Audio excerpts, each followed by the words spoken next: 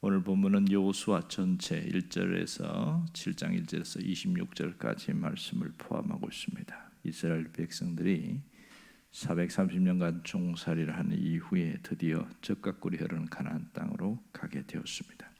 그 가운데 많은 장애물이 있었죠. 가장 먼저는 홍해가 있었고, 그 다음에 아말렉 군대가 있었고, 또 40년 동안의 사막의 광야가 있었습니다. 바로 이제 요단강을 건너가는 또 장애물이 또 남아 있었고, 요단강을 건너간 이후에도 초롱성이라고 불리는 여리고성이 있었습니다. 하지만 이 모든 장애물을 다 뛰어넘고 역시 이제 드디어 다 완성해서 갑니다. 이제 정복 전쟁이 시작되어지는 그 점이 있는데, 이제 여리고에서 바로 동쪽으로 16km 떨어진 곳에, 그곳에 아이라는 성이 있습니다. 이름 맞다. 아이성은 작습니다. 정말 가보면 지금은 흔적도 없이 사라졌는데 터만 남아 있어요. 그런 작은 곳인데 정탐해 보니까 다 갈 필요 없습니다. 한 2-3,000명만 하면 충분합니다. 그래서 3,000명을 보낸 거죠. 보냈더니 완전히 박살나 버렸어요. 그리고 36명 죽고 도망가고 그래갖고 돌아왔는데, 36명 죽은 것도 안타깝지만 이렇게 패전했다는 것에 대해서 크게 충격을 받고 전의를 상실해 버렸습니다. 더 이상 전쟁을 할 수 없는 두려움에 사로잡힌 거죠. 저 작은 성도 정복하지 못하는데 앞으로 수많은 성들을 어떻게 이제 싸울 것인가? 완전히 낙담에 대해서 하염없이 울고 또 울고 그런 상황입니다. 방법을 모르겠어요. 왜 패전했는지를 몰라요. 그래서 이 모르는 상황에 여호수아가 하나님 앞에 나아갔는데 하나님이 직접 알려주셔요. 그 원인이 뭔지. 그것은 바로 그 중에 한 사람이 하나님의 물건을 도적질했다, 이렇게 이야기합니다. 아니, 전쟁 중에 하나님의 물건을 도적질했는데 누가 압니까? 그걸 어떻게 알 수 있어요? 지금 한참 전쟁터에 있는데 그것을 누가 도적질했다고 해서 이렇게 아이성 전투에서 실패하게 만드는 것도 너무 충격적이고, 누가 도적질했는지를 또 알 수도 없는 상황이고, 이런 복잡한 일들이 있는 겁니다. 그리고 그 하나 때문에 36명이나 죽어야 된다는 것도 안타까운 일이고요. 하나님 미리 알려주었으면 이런 일은 없지 않을까, 이런 생각도 드는 거죠. 우리는 성경을 읽어서 이 본문을 읽으면 누가 하나님의 한 물건을 도적질했는지를 잘 압니다. 그것은 앞에 있었던 여리고 전투에서 있었던 사건입니다. 이 여리고 전투는 이스라엘 백성들이 싸워서 이긴 게 아니에요. 하나님이 다 흩어놓고 폭삭 망하게 하고 나서 전리품 거두듯이 그냥 전쟁 그렇게 가게 만든 겁니다. 밖에서 안으로 이렇게 주저앉아 버리게 만들었으니까 거기에 살아남을 사람이 아무도 없지요. 희한한 것은 그렇게 여리고성이 다 주저앉는데 유일하게 이 한 집만 그렇게 주저앉지 않았습니다. 그것은 다음에 얘기하기로 하고요. 오늘 이 본문에서 보면 누가 그랬는가? 아간이라는 사람입니다. 아간이 신할산 외투, 우리가 말하면 호피코트 한 1,000만 원짜리 이런 겁니다. 그런 외투 한 벌, 그리고 금덩어리, 그것을 보고서 훔쳐갖고 자기 집에 가다 놨는데 누가 합니까? 아무도 모르죠. 그때 하나님이 여호수아 6장에 보면 뭐라고 그러냐면, 이 여리고성은 첫 성인데 내게 바쳐진 성이다. 그러니까 거기에 있는 모든 물건들, 쇠덩이라든지 모든 것은 여호와 앞에 갖다 바쳐라, 이렇게 이야기했단 말이에요. 모두가 이해했는데, 이 아간도 이해했는데 그만 탐욕에 눈이 멀어서 딱 들어갔더니 아무도 없어 혼자 들어갔어요. 그랬더니 그게 있던 거예요. 그걸 훔쳐버린 겁니다. 이것이 큰 충격이 됐던 것이죠. 결국 이 전쟁에서 실패한 원인은 하나님의 언약을 어겼기 때문이다, 이렇게 말씀하고 있습니다. 그것도 고의로 하나님의 언약을 어긴 한 사람 때문에 이 엄청난 결과가 나타나게 된 것이죠. 그런데 하나님은 그 사람을 찾아내는 방법이 굉장히 특이합니다. 분명히 하나님은 누가 이 일을 했는지 알고 있어요. 그런데 하나님이 그 사람을 뽑아내는데 제비뽑기를 합니다. 제비뽑기. 12지파를 쫙 펼쳐놓고 12개를 돌을 놓고 제비뽑기 하는 거, 전에 제비뽑기 하는 거 알려드렸죠. 많은 항아리에다가 돌들을 이게 이름을 써놓고 막 흔들고 하나 탁 하면 툭 튀어나오는 그것이 이제 제비뽑기입니다. 그랬더니 유다 지파가 튀어나온 거예요. 또 유다 지파에서 각 족장들을 쫙 또 놓고 제비뽑기를 하고, 이런 복잡한 과정을 거친 이유가 뭘까요?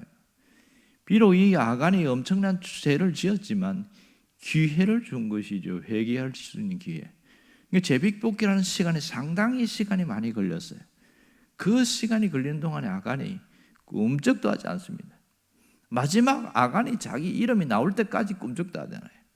결국은 그 기회마저, 회개의 기회마저 놓쳐버리고 그 가문 전체가 망하게 되는 그런 안타까운 일이 이 여호수아 7장입니다. 정복전쟁에서 36명의 왕들이 다 잡혔는데 딱 한 번의 실패가 아이성 전투입니다. 유일한 실패입니다.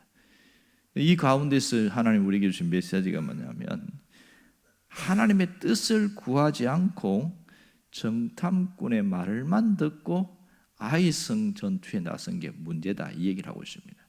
워낙 성이 작으니까 가서 정탐꾼들에 가서 한번 둘러봐라, 그게 문제인 것이, 만일 여호수아가 이 전투를 앞두고 하나님 어떻게 할까요? 이렇게 깊이 기도하고 또 다른 장로들에게도 야, 너희들도 한번 기도하는 게 좋겠다 그랬더라면 이 엄청난 쓰라린 패배는 없었을 겁니다.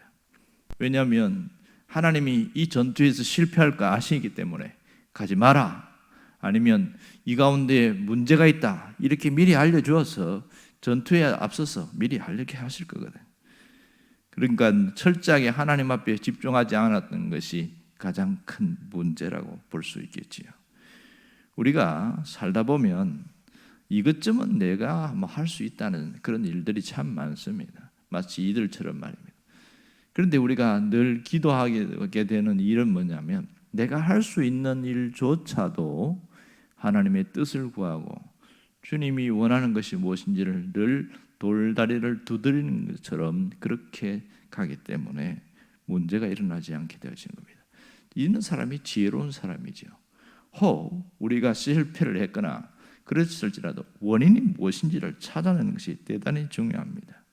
자기 경험과 자기 판단에 의해서 이러한 일을 하게 되면 역시 이 정도는 내가 할 수 있다 이렇게 생각해서 나타난 실패가 상당히 많은 것이죠.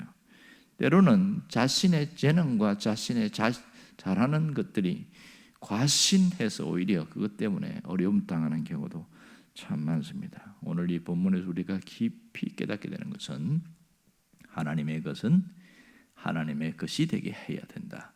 이게 핵심입니다. 하나님의 것은 하나님의 것이 되어야 된다. 이 여리고성 전투에서 하나님의 것을 스스로 가져왔기 때문에 이 엄청난 결과가 나타난 것을 봅니다. 우리가 이 부분을 깊이 생각해야 돼요. 언젠가는 우리는 다 떠납니다.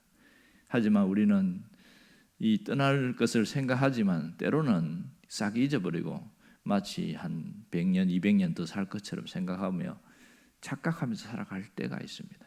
왜냐하면 내가 하나님에 대한 것을 잊어버리면 그렇습니다.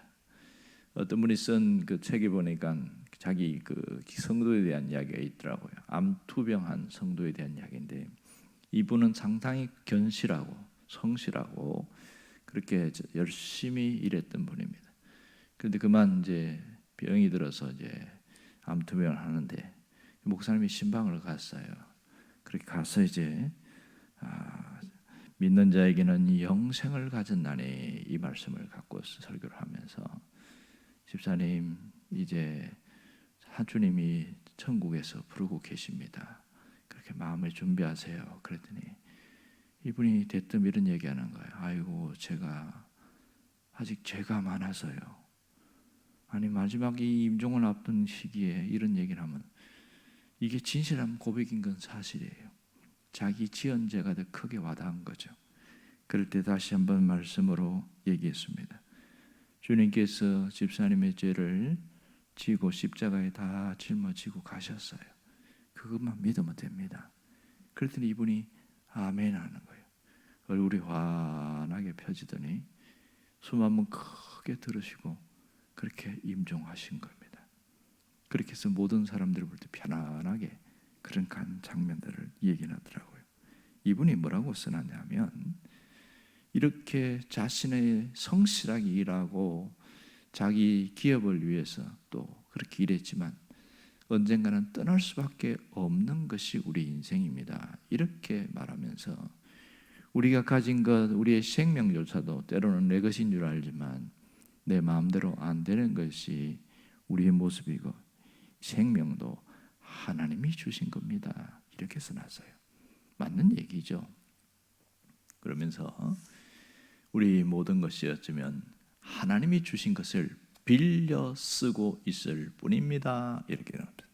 그러므로 하나님이 주신 것을 하나님께 돌려드리는 것, 하나님을 위하여 사용하다가 하는 것이 가장 값진 인생입니다. 아주 그 뒷말이 너무 좋았습니다. 우리가 이 하나님이 주신 모든 것을 하나님의 것이라고 인정하고 하는 것, 그것보다 더 귀한 게 없다는 거예요. 우리가 이 땅에 살면서 뭐 어디도 또 뭐 여행도 가고 뭐 또 보고 이렇게 누리고 하는 거 참 좋아요. 하지만 하나님 앞에 다 서게 될 때는 그런 모든 것이 그렇게 의미 있게 와닿는 것 딱 한 가지밖에 없다는 거예요. 하나님 앞에서 하나님을 위하여 사용된 것만 드러나게 돼 있다는 거예요. 그러므로 오직 하나님을 위해 살았던 것만이 가장 값진 것이고 그것만 남습니다. 깊이 와닿는 말씀이었습니다. 사실 보면 우리 인생 자체가 하나님의 것이 맞습니다. 하나님이 주신 재능, 하나님 주신 건강, 하나님이 주신 기회, 하나님이 주신 것을 우리가 쓰고 있어요. 그렇게 사용하면서 가는데 어떻게 하는 것이 가장 값진 것이냐?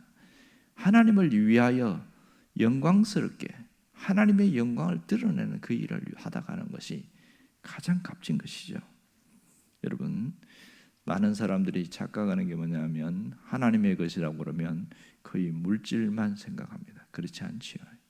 우리의 생명, 우리의 건강, 내 모든 것이 하나님의 것이라는 것을 인정하게 될 때는 달라지는 겁니다. 하나님의 것을 하나님의 것이 되게 하라. 이것이 굉장히 중요합니다. 이것은 내 삶을 통하여 하나님이 드러나게 하는 겁니다. 내 삶을 통해서 모든 영광 주님께 이렇게 나타나는 겁니다. 또 하나는 내 인생의 주인이 하나님이심을 고백하며 살아가는 것, 이것이 하나님의 것이 되게 하는 것이지요. 날마다 이런 고백이 있기를 간절히 바랍니다. 기도하겠습니다.